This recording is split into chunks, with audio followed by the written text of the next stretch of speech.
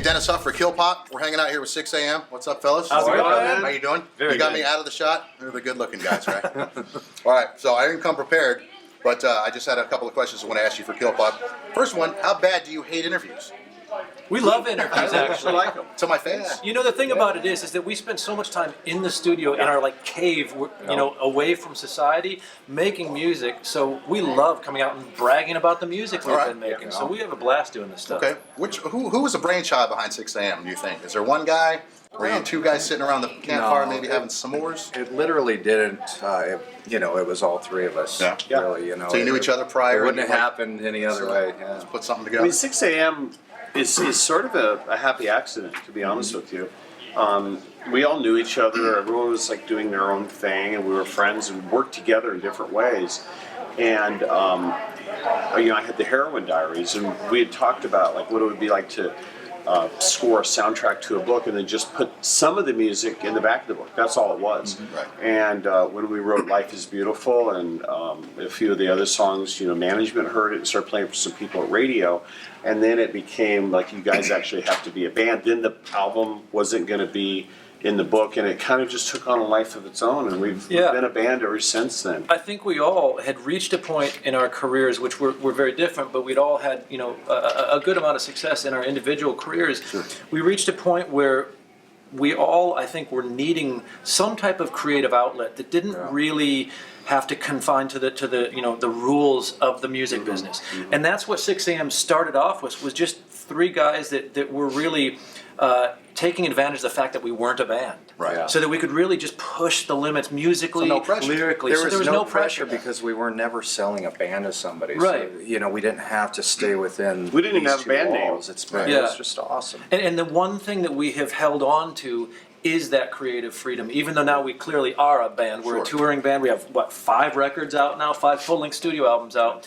But when we go into the studio to write and record, we always kind of go back to that very beginning, that we're not a band type of mentality, so that we don't ever feel like we have to abide by the rules. You're getting a lot of action in Vegas, though. I mean, people like 6 AM on Because the of radio. you. Right. Well, I take full Playing responsibility. I love that. I gave it to you because I was like, man, that's the guy. He's such a huge supporter. Thank you. Oh, yeah, I always would, but I like what you do. If I didn't like it, I wouldn't bullshit. Yeah, You know what I mean? That's the way to do it. What, anybody can answer this. What's your favorite part of being in 6 AM? Just The A. as the family unit, your touring Probably band, whatever. Being the A. Being the A? The asshole. Some people like to be the... You know what Be A the stands D? for. It's for me, it's changed over the years.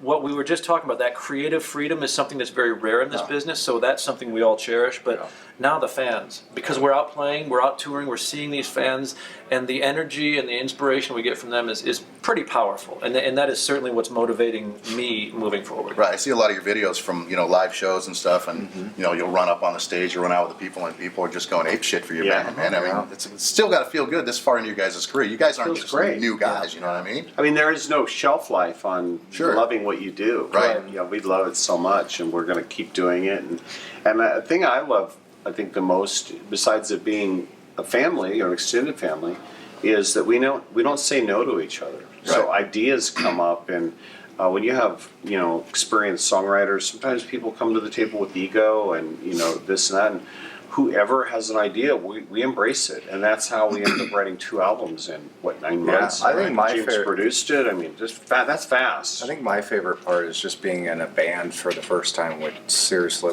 2 of your best friends. That doesn't really happen. Usually success will change that over time, and it turns into a dramatic thing where you just dread going and doing it every day. And Feels like this the has more just been a successful joy, we get, even the closer we get. Yeah.